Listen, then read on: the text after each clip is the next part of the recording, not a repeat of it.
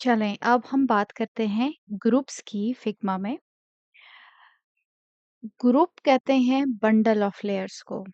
तो ये एक लेयर है। अगर मैं यहाँ लेयर पैनल में जाऊँ, अगर आप नहीं बाय डिफ़ॉल्ट देख रहे हैं यहाँ पे कुछ, तो इसको एक्सपैंड करें, तो यू शुड सी कि ये एक शेप है, एक लेयर है, ये एक और ये थर्ड लेयर है हमारे पास। अगर आप इन तीनों को सिलेक्ट करके राइट क्लिक करें और यहाँ पे ऑप्शन है ग्रुप सिलेक्शन का, ये उसको क्लिक करें या फिर इस शॉर्टकट को देखें कंट्रोल जी, तो आप इसको एक ग्रुप में कन्वर्ट कर सकते हैं। अब इसके फायदे क्या हैं? ऑनेस्टली ग्रुप को आप बहुत कम यूज़ करेंगे।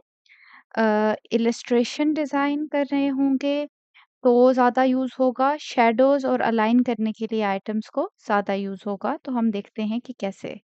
तो मेरे पास एक ये स्क्रीन है और ये मैंने उसके अंदर 3 एलिमेंट्स ऐड कर दिए हैं। अ, अभी ये अनग्रुप्ड है, बगैर ग्रुप के हैं, ठीक है? और ये तीनों के तीनों मैंने अब इनका एंगल चेंज करना है, ठीक है? तो आसानी के लिए मैं इसको ग्रुप में कन्वर्ट करूँगी और यहाँ से रोटेशन से कुछ जितने एंगल पे भी इनको रोटेट करना है, जहाँ पे भी इसको अलाइन करना है, अलाइनमेंट के टूल्स को यूज़ करके मैं उसको अलाइन कर सकती हूँ। उसके अलावा अगर इन सब में कलर जौन-सा है एक है या मतलब आप इसको किसी एक कलर पे लेके जाना चाहते हैं, तो आप यहाँ से कलर पिकर उठा के इसको इकट्ठी कलरिंग कर सकते हैं। उसके अलावा बेशक ये काम करने के बाद इसे अनग्रुप कर दें, तो बेसिकली जो हमारे पास ग्रुप्स हैं, उनका मेन पर्पस चीज़ों को इकट्ठा मूव करना, इधर-उधर मूव करना, बगैर किसी पैटर्न को ख़राब किए या कि जिस ऑर्डर में चीज़ें पड़ी हैं उसको ख़राब किए बगैर, चीज़ों को रीसाइज़ करना और उसके बाद रीसाइज़ की बल्कि बात करते हैं। तो यहाँ से मैं यहाँ पे गई हूँ, 0 इस पे है। अब ये तीनों एक ग्रुप में हैं, ग्रुप 2 आप देखेंगे और ये स्क्रीन के अंदर पड़े हैं। हम बाहर वाले को भी देख लेते हैं टू अवॉइड कन्फ्यूजन। तो यहाँ पे देखिए ये पूरा ग्रुप जौन-सा है 948 विड्थ का है, तो मैं इसको छोटा कर रही हूँ। तो when I make it smaller, इसके अंदर के सारे एलिमेंट्स चाहे मैं जिस शेप में भी लेके जाऊँ, ये किसी तरह से सर्टेन तरह से बिहेव करते हैं। तो अभी ये थोड़ा-सा चेंज कर रहे हैं, रीसाइज़ हो रहे हैं। अभी अगर मैं कोने से पकड़ के करूँ तो ये एक और तरह से रीसाइज़ होंगे। तो यूजुअली जब आप ग्रुप करेंगे, आपको रीसाइज़ करना है तो ग्रुप को आप कोने से पकड़ के उसको रीसाइज़ कर लें। उससे ये फ़ायदा होगा कि वो सारे एक सर्टेन प्रोपोर्शन में रीसाइज़ हो जाएँगे। लेकिन अगेन जैसे कि मैंने कहा कि इलस्ट्रेशन या इस तरह के एलिमेंट्स जिनमें उनका साइज़ में पॉइंट्स का होना या वो मैटर नहीं करता, तो आप इस तरह की रीसाइज़िंग कर सकते हैं। उसके अलावा अगर आपने कोई ग्रुप लगाया हुआ है, उसको आप यहाँ पे क्लिक करें। अब ये चूँकि ग्रुप ऑलरेडी बना हुआ है, शिफ्ट जी है, तो नीचे एक ऑप्शन है हमारे पास अनग्रुप का कंट्रोल और ये बैक स्पेस का। तो आप चाहें तो ये इसको प्रेस करें, तो ये मैंने कंट्रोल और बैक स्पेस प्रेस किया और ये अनग्रुप हो गया। तो अगेन सारे एक्शन फिग्मा में कंट्रोल ज़ी से अनडू किए जा सकते हैं। उसके अलावा इसका इस्तेमाल क्या है? जब मैंने कहा कि लेयर्स ऑर्गेनाइज़ करनी है, दिस लुक्स प्रिटी सिंपल। तो इलस्ट्रेशन की एग्ज़ाम्पल में हम ये देख रहे हैं कि ये एक इलस्ट्रेशन है जो कि मैंने एक वॉच बनाई है, ये फिग्मा में बनी हुई है और ये देखें कि इसके अंदर बहुत सारी लेयर्स हैं, ये आप देख रहे हैं? ये सारी हैं। तो अब इसके अंदर ये सेक्शन अगर मैं सेलेक्ट करूँ तो इसे मैंने ग्रुप किया हुआ है, इसे हैंडल के नाम से। इसके अंदर मज़ीद बहुत सारी लेयर्स हैं। काफ़ी ज़्यादा नहीं है लेकिन फिर भी एक अलग लेयर्स हैं। लेकिन चूँकि इस हैंडल को मैं एक सर्टेन जगह पे प्लेस करना चाहती हूँ कि यहाँ पे प्लेस हो, ये एक हैंडल है, ये मैं इस सर्कल से पीछे प्लेस करना चाहती हूँ।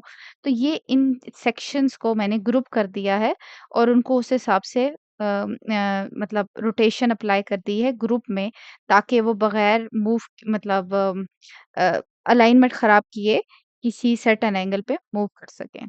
तो इस तरह की चीज़ें मतलब इस तरह की शेप्स जिसमें ये मैटर नहीं करता कि कोई चीज़ पॉइंट्स में है या कोई चीज़ किसी चीज़ का साइज़ क्या है। अब ये देखिए वाई की वैल्यू में हमारे पास पॉइंट्स हैं, एच की वैल्यू में पॉइंट्स हैं। तो इ वो चीज़ें मैटर अगर यहाँ पे नहीं कर रही तो उस तरह में ग्रुप काफ़ी हेल्पफुल होते हैं। उसके अलावा एक और चीज़ जिसमें हेल्पफुल होते हैं वो कुछ ये है। तो ये देखें कि ये मेरे पास 2 लेयर्स हैं। ये ग्रुप है, देखें ग्रुप 2 है और ये तीनों को मैंने सिलेक्ट किया और यहाँ से जाके एक और ऑप्शन आता है फ्रेम सिलेक्शन का। फ्रेम सिलेक्शन पे मैं क्लिक करूँ, फ्रेम्स में हम बहुत ज़्यादा काम करते हैं, लेकिन अभी देखें कि क्या होगा। मैंने इन दोनों लेयर्स को सिलेक्ट किया और इसके ऊपर मैं लगा रही हूँ शैडोज़। शैडो थोड़ा-सा बड़ा लगा रही हूँ ताकि आप नोट कर सकें। तो लेट्स मेक इट बिगर और let's make it darker too. For this particular examples, we are making it a little too dark और ये रहा, ठीक है? अब यहाँ पे फ्रेम के साथ हमारे पास एक ऑप्शन होता है क्लिप कंटेंट का। तो ये देखें कि जो ग्रुप है उसके साथ इस किस्म का कोई आइटम नहीं है, तो ग्रुप कौन-सा है जहाँ पे ख़त्म हो रहा है इस नीली लाइन पे, उसके बाहर भी शैडो बहुत स्मूथली फॉलो हो रहे हैं। अगर मैं इसके अंदर एलिमेंट्स को इधर मूव करूँ, नीचे मूव करूँ, ग्रुप की शक्ल चेंज हो गई है, ऐसे स्टिल वो जो तीनों हैं उनके ऊपर सेम शैडो लगा हुआ है and it's working in a very good way. और अगर मैं यहाँ पे इसको देखूँ, ये थोड़ा-सा चेंज कलर करके आपको दिखा रही हूँ और आप देखेंगे कि जब जैसे ही मैंने क्लिप कंटेंट किया, जो मेरे शैडोज़ हैं, उन्होंने मिसबिहेव करना शुरू कर दिया। तो ये चीज़ काफ़ी मैटर करती है जब हम शैडोज़ अप्लाई करेंगे, तो इसलिए ग्रुप्स में हम यूज़ कर सकते हैं। एक और चीज़ जो ग्रुप के बारे में समझना ज़रूरी है, वो ये है कि जो ग्रुप्स हैं, मैं इस स्क्रीन की एक कॉपी बना रही हूँ। जो ग्रुप्स हैं, ये कि ग्रुप 2 है, इसके अंदर 3 चाइल्ड एलिमेंट हैं। उन तीनों को अगर मैं रिमूव कर दूँ, आप इस जगह पे गौर करें, ग्रुप 3 की 2 के अंदर ये 3 एलिमेंट्स हैं, मैंने बैक स्पेस किया and they are gone, so is the group. यानी ग्रुप कौन-सा है वो एग्ज़िस्ट नहीं करता अपने चाइल्ड एलिमेंट्स के बगैर। I am bringing this back.